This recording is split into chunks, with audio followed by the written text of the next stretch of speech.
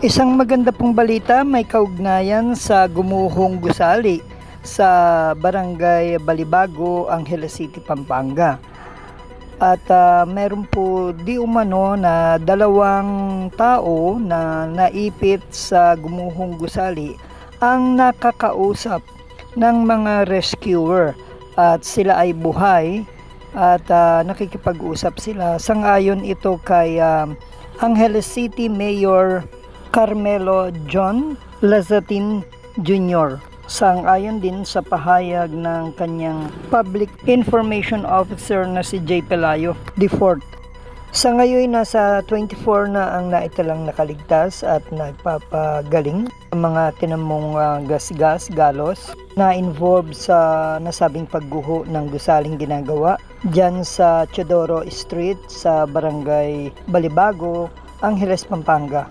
At mayroong 23 pa na hinahanap na di umano'y naguhuan at na-stuck doon sa ilalim ng guho ng mga debris ng bumagsak na gusali. Dahil ito ang kanilang barracks o quarter na ginagawa o pahingahan, tulugan. Sang-ayon na rin sa barangay captain ng nasabing barangay Balibago na si PG Ponce na silang nakakakita at nakakaalam ng sitwasyon sa mga manggagawa sa nasabing construction site. Patuloy pa rin ang ginagawang retrieval, pagliligtas, pagkuha sa mga naipit na mga 23 na mga manggagawang naipit sa ilalim ng guho ng iba't ibang mga ahensya maliban sa iba't ibang tanggapan ng Angeles City at ganoon din ng buong Pampanga province o government. Yung PDRRMO, Angeles City Disaster Risk Reduction Management Office, ang Philippine National Police sa pangangalaga ng security. Nandyan na rin ang mga kagawad ng DPWH at saka ang MMDA at iba pang mga grupo katulad ng Red Cross na makatutulong. Nasa ospital na at nagpapagaling ang naunang 24 na mga nakaligtas.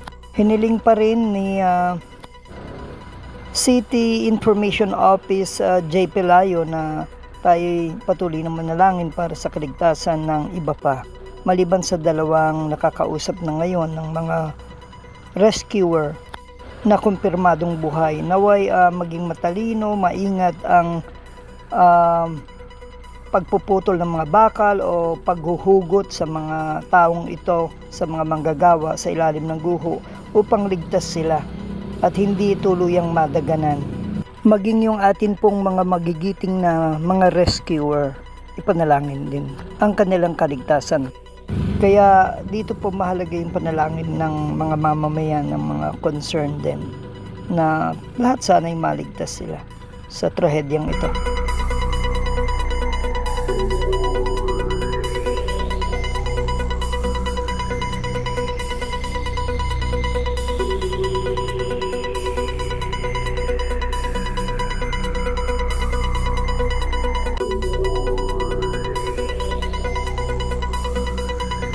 Sa kasalukuyan, mula po kanina, meron pong nabanggit si Mayor John na 2 live bodies na nakakausap.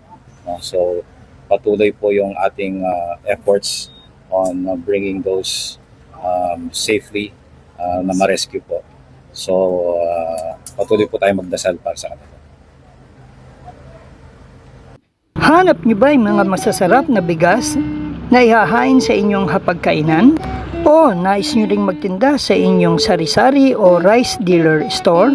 O mag-online rice business? Halina kayo dito sa Charan Ladya Rice Retailing na laging handang pagsilbihan at tulungan kayo. Available sa kanila ang masasarap, malalambot, de kalidad, napakagagandang uri ng mga bigas na pawang inani sa lalawigan ng Aurora. Kaya't ito'y first class at hindi durug-durug na nasa tamang presyo at husto pa sa timbang. Ang Charan Rice Retailing ay matatagpuan sa Barangay 4 sa bahay ng Maria Aurora sa Aurora Province sa Mangasar Street, corner ML Quezon Street, patungo ng Maria Aurora Public Market. Ang Cheran Ladya Rice Retailing ay kompleto sa dokumento at business permit. Makabibili sa kanila ng wholesale at retail price. Sila ay namimili rin ng mga aning palay sa magandang presyo. Maaari silang tawagan sa 0991-835-8153. Sila ay bukas mula umaga hanggang alas 8 ng gabi. So ano pang hinihintay nyo? Bili na! Tale as old as time, true as it can be.